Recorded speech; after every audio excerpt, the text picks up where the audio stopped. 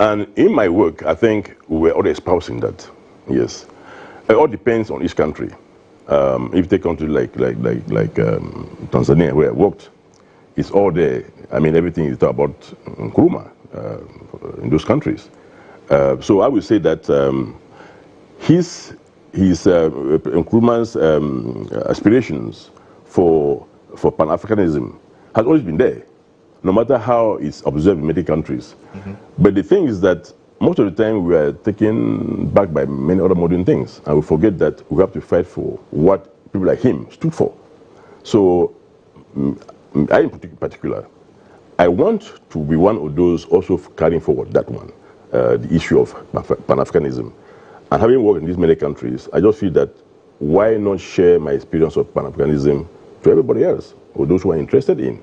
And one of those things is African art and culture, for example. Right. So Pan-Africanism, with everywhere you've been, does it have the same theme?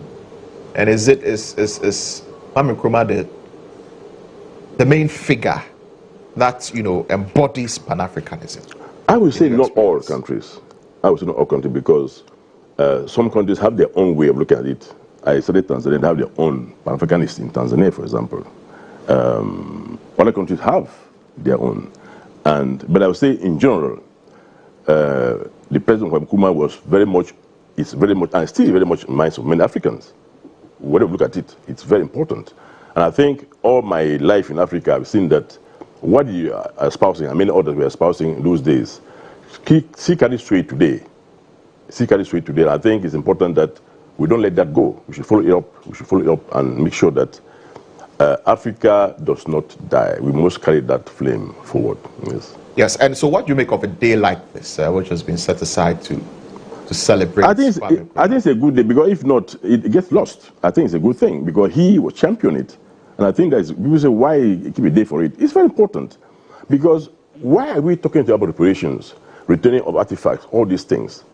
If we're that open and we're steadfast, we believe in ourselves, this is what happened.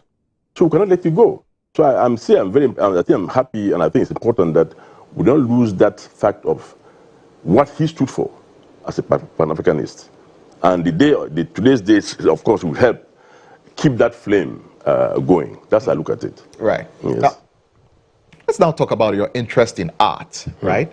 Where did that come from? How did it all start for you? Your interest in art, collection, African, relics and all that. Well, I would say from nowhere, so to say. Because when I started working in the UN, I just started buying these artifacts.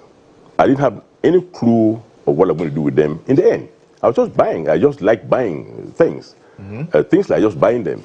Maybe from my modest background, from a village somewhere in Cameroon, I used to see masks flying around the whole place. So maybe I thought that, oh, this thing look like my mask when I was young, so maybe just buy them. So I kept on buying and buying and buying. And my wife got very angry with me, because she said, why are you spending money buying these things for? I said, Madam, I think these are African things, I want to have them. So I bought on from 83 to up to 90. I didn't buy anything after 1990. So everything you see, everything in my collection dates back as old. Not old in the sense that they were carved in 1990, but that I bought them at that time. Some of them are very old, very old, very ancient. So I mean, what does your collection of art, look like? I mean, and that's what we're seeing on the screen, right? The collection of art that you have. Yes, indeed, yes. That is some of them. Yes, exactly. Some of them. I have more than 20 pieces of that, and they come from almost 45 countries of the 54 African countries. I collected wherever I went. Wherever I went, I collected. And when on retirement, I said to myself, these things are all here in my living room. All in my living room, like my things in my living room. I didn't go to buy them now from somewhere. They're things I took from my living room and created a gallery out of it. I see. So I said to myself, why not impact? Why not let people see this African beauty? It's African beauty, diversity. Let people see it. So I decided to create this gallery in my house, and I put it for those who want to learn African arts and culture. As I said, there are many things there that date far back in Africa. And I am all happy because These things are not in Europe or America. These They are things not in in a Africa. museum in Europe or America. They are in Africa. Right. It's very important. So, and we can have them here. Because I was looking at a museum in London, and I saw one of these things here, this one here. I saw it being displayed in a museum in London. I said, this thing is from Africa, from here. Maybe it should be here. You see, so when I said retired, I said, let me put this thing to everybody to see it. Not everybody, of course, not everybody can come to my house. But it's important that I share this knowledge to everyone's interested. Where is it? Where can we come and see it? Where is it? You have to go. I won't tell you here where, but what I will say is that go to the website. Okay. Everything about coming to visit me is there. Okay. You can on the WhatsApp, on email, on telephone. You can book to come and visit. To come and visit. It's not open every day to everybody. It's my house, so it has to be. You have to be graded. Yes, yeah, exactly. So what's the website? It's www.tikar exotic curios. It's Tikar. If you just type Tikar exotic curios. Tikar exotic. Tikar exotic curios. .org. You just come. Yes. Okay. You just Interesting. come. Very, very, very. Yeah. So I mean, with in your experience, would you say all African art is linked? Do you see a semblance of us being one and the same people with the kind of artifacts, the various artifacts that you've collected over the period? Do you see that linkage? There's a link because if you look at arts in West Africa or Central Africa, East Africa, there's a thread there. There's something that shows that we have the common denominator on what we do. But all carvings represent something for the country, for the culture. Yeah. Whether it be women adoring children, or it be dancers, or be witchcraft, because there are some that are suddenly very frightening. You should look at it. Very frightening. Yeah. So I would say there's a link there. There's some common denominator there. Yes, there's a common denominator, but it differs from place to place, by the way. I think it differs. I see. Yes. Now, I see that you've got some artifacts here on the table by you. Yes. What are these? These are very peculiar ones. I brought them. They have more than 200 pieces, but this one I brought them for somebody. This one here is called kissy pennies. This one. So these are kissy pennies. Kissy pennies, yes, kissy pennies. They were used as legal tender, money, to buy things in 3 countries in West Africa. So this is money? Money, up to 1970. Pennies? Yes. So it was used in Guinea, Sierra Leone, and Liberia, the Mano River countries. And they were tied in bunches of 20, like 1, 2, 3, 4, up to 20 per bundle. And if you got 20 bundles of 20, it means 400 pieces. You could get a cow, you can buy a cow with it. Then you got 30 of these 20, that's 600 pieces. You will get a beautiful wife. Wow. That, yes. So this was used as legal tender. Legal tender up to buy the cows. 1970s. Everything in the market, tomatoes, but depend on because everything has a shape. There's a shape, and the shape means something. It carries a value with it. You see, they're not all the same. I can see some are pointed, exactly. Some look like so a triangle. Exactly. So each has its own value, and everybody knows about it. So you can take 2, you can buy maybe a cup of rice. You can take 3, you can buy a bucket of tomatoes and things like that. It went on like that until the 70s in these countries. I see. Can you imagine that? So, but where did it originally come from? These kissy pennies? No, they minted. They were blacksmiths. It was something like today we mint money, don't we? Yes. Money is mint everywhere in the world. Yes. That's how it was done that time. The same thing. It was done maybe by order of government to these blacksmiths or mint, or what they call them that time, to do this amount or whatever. Then people used it to buy their things in the market. Very interesting. This one. It's interesting that pennies are taking the form of sticks, so to speak, instead of the round coins. The round coin, no. Yeah, that we are used very to. interesting, isn't it? Yeah. If you go to the African Heritage Museum in London, it's there. I saw one day hanging like that. Yeah, incredible. Kissy pennies. Yeah. So these ones, as I said, when I go to each country, whether it's Ghana, Guinea, Sierra Leone, Tanzania, Sudan, whatever, I always make sure I get something that belongs to that country or that represents the culture of that country. You understand? Right. So this one is like that one. All right. This one here is very special and very personal to me. These two bracelets here date more than 100 years. These bracelets are more than 100 years old. Yes. They do not look old at all. No, it's not mine. They can look old. They cannot go older. They cannot look old. They cannot. Because probably What fiber. are those? What is it made of? I think it's fiber. I'm not quite sure what they made, but I think it's fiber. I think. And if I'm 70 years old, it was my mom's bride price dowry. Wow. Yes. So it's two bracelets because my mom was a twin. And the rule at that time in the village was that you had to give 2 for one wife. Even though my mom would not give it to the sister or to the brother, the other twin, but the law was that you have to give 2 for your future wife. Right. So this thing did more than 100 years old. Wow. Yes. So when my mom passed, my sisters kept them for me because my mom had special relationship with me. So they kept this for me. I took it. So it's very special to me, very personal. So it's more than 100 years old. I see. Yes. And the stick in between? The stick between here has special. They don't have any connection with this. The stick between here, this stick was used by my mom as a cheap whip.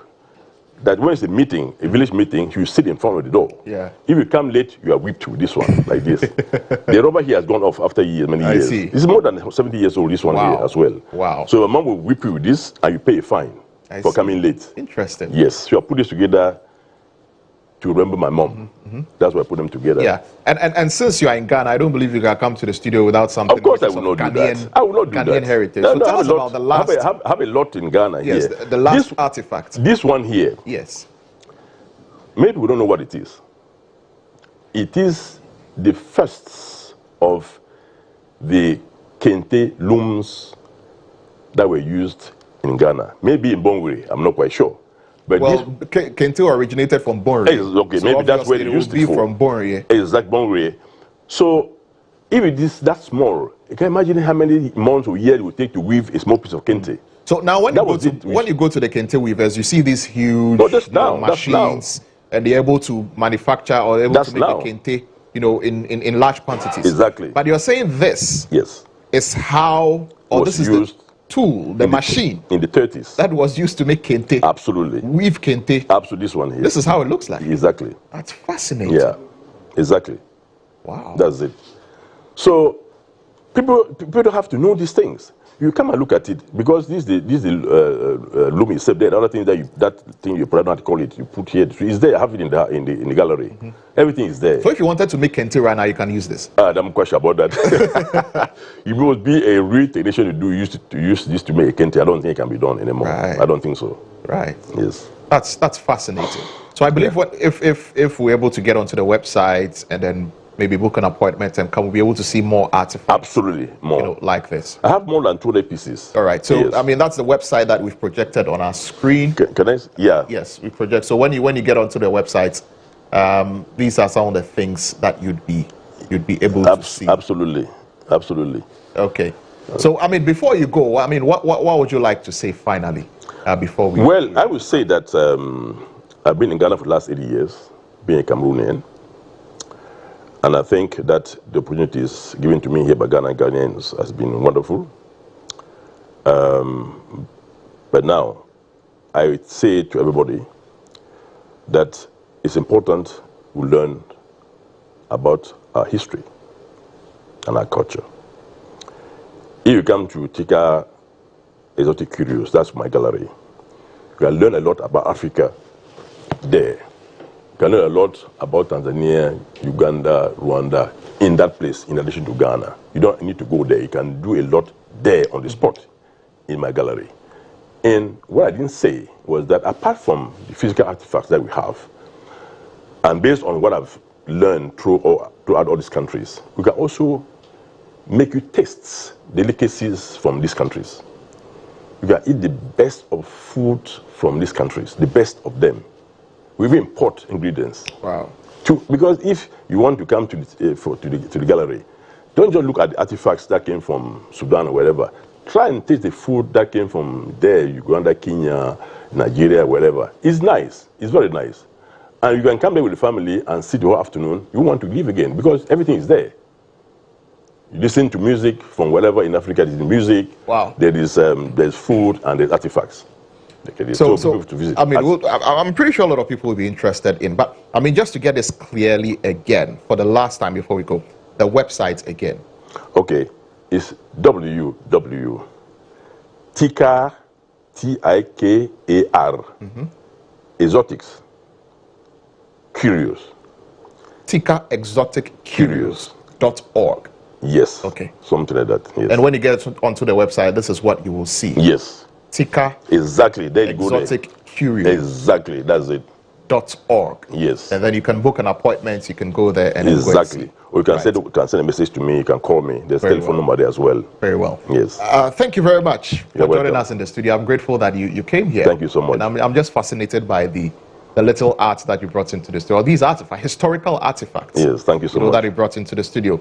Chrysanthus Archie has been my guest this morning here in the studio. He used to work with the United Nations, and he's an art collector. And of course, you can visit the website, book an appointment, get there, see all the fascinating art from all over the African continent, and of course, get to eat the food as well. Enjoy the music and everything else.